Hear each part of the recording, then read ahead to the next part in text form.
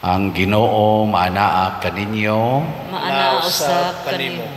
Pagbasa gikan sa Santos nga Ebanghelyo sumala ni Lucas. Himayaon ikaw o Ginoo.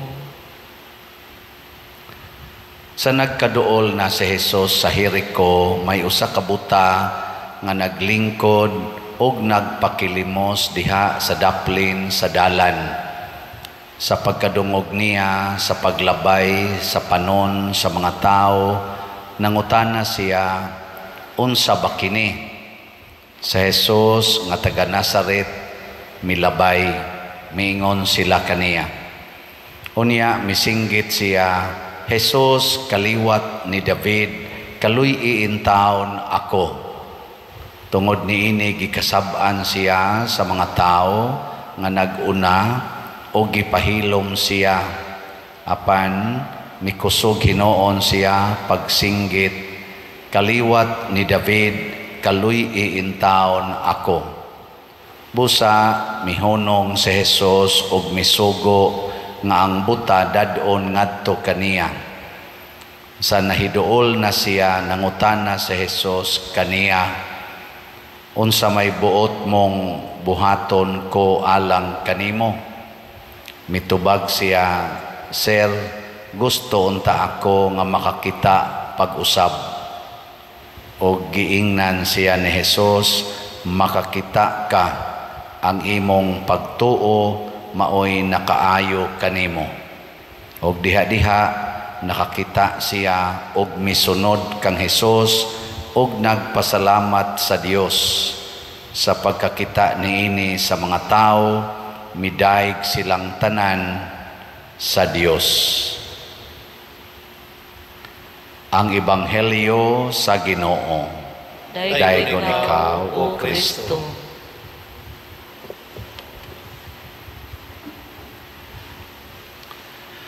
Kining maong buta, makakita ni siya sa una, niya nabuta, niya sinati siya nga lisude kaining mabuta ta, nangayo na sad siya kaluoy sa Ginoo nga makakita siya pag-usab.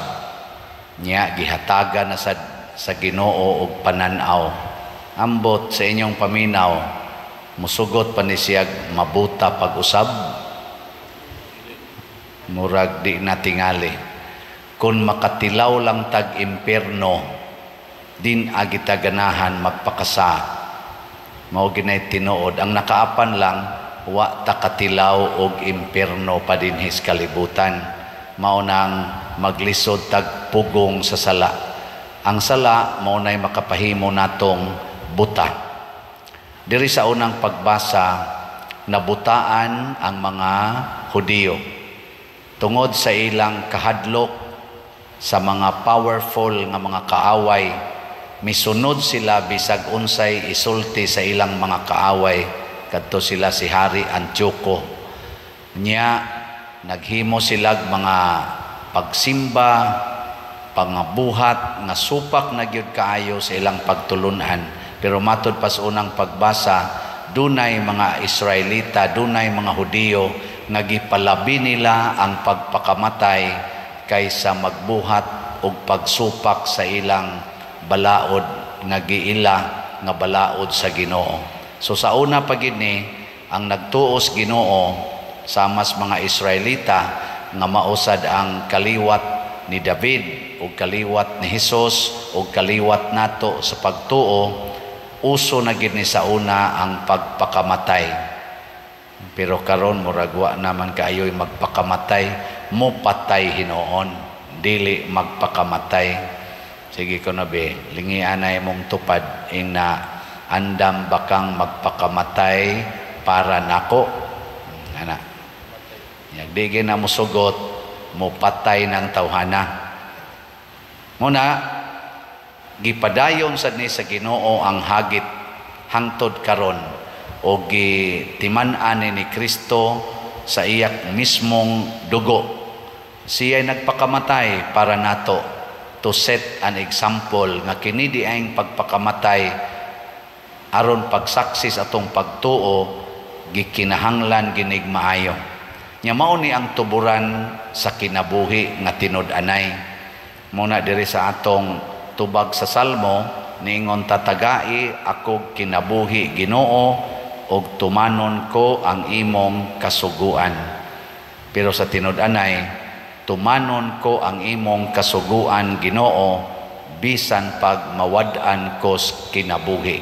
Muna'y gibuhat ni Pedro Calungsod, ni Lorenzo Ruiz. Na unsaon man ni nato pag-translate sa atong kinabuhi, ang atong paghigugma sa mga kabos ug sa mga nanginahanglan ug sa mga makasasala labaw sa atong paghigugma sa atong kaugalingon, maunay pagpakamatay nga gipangita sa Ginoo. Dili ka na mga suicide bomber, dili ka ng paghikog nga muambak kas building o maglaslas ka sa imong kamot kay isog kunuhay kay ka.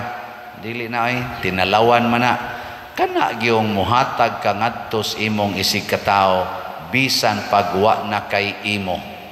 No, mo na pinakanindot. Mo nang pasalamat ko ninyong namalit og mga slots. Sibaw ko daghan ninyo mga pobre na sad kaayo, pero ato ning gihimo aron pag tabang sa mga kabos. Ang atong mga kabos nga tagaana na bugas nga mga 3,600 na sila. So nagsugod na tarog panghatag og mga bugas niya, nagpadayon sa tagtrabaho og mga balay nga gubaon. Hopefully makaabotag sa 60 ka balay. Ang matag balay mo gasto og mga 20 to 30,000 pesos average dana na sa mga materialis og sa labor nya. Tabang mo ana, gahapon gipakita nato nakahuman na tag-usa nya. Salamat sa nagsigig palit og slots ang atong CTO karon na rabaning Huwebes Kutob.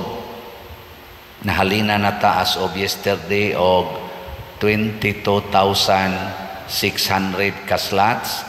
17,400 pa ang available, tag 100 pesos per slot. Nya naatay 192 ka 60 slot challenge or 6,000 pesos.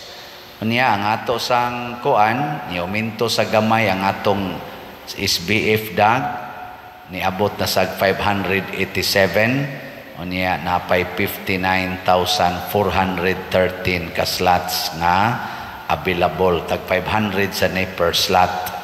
Yang atong investment slot ni tubo-tubo sad ni abot nag 118 ang atong halin.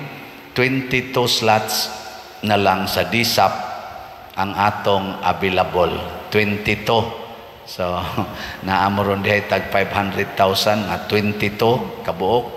Hotda na lang nigpalit niya. Sa ato sang 118, ang 103 maunay atong actual nga cash investment. O niya 15 ka slots pa ang pledges. So kining tanan pulos gini expression of love o pagpakamatay, ginagmay o dinagko alang sa kaayuhan sa tanan. So atong pakpakan ang namalit ni ini. Salamat kaayo. Praise the Lord. Unya, unsa may atong buhaton aron mahunong ning kamatay sa kalibutan kaning gubat o panag-away. Simple ra gyud kaayo. Samas gibuhat sa mga balaang tao, wa sila mo apil sa gubat, ni apil sila ampo, ni apil sila og pangita sa Ginoo taliwa ni ining kagubot. Sama sa buta gikasab-an siya, gubot ang iyang palibot, pero wa gid siya mawa sa iyang focus. Singgit gid siya, Hesus anak ni David, kaluy-i ako. Wa siya maalihi sa kagubot sa kalibutan. Nga igsuon, gubot siguro ang atong palibot, pero wa na magpasabot nga ang Ginoo layo nato. Dili solusyon ang pagsigi natog lalis kinsay sakto aning na naggubat. Mutan-aw lang tas Ginoo og mutuman sa iyang sugo. Maunay sikreto sa kalinaw, maunay sikreto sa kinabuhi o kaayuhan sa kinabuhi. Sige, manindog na ta.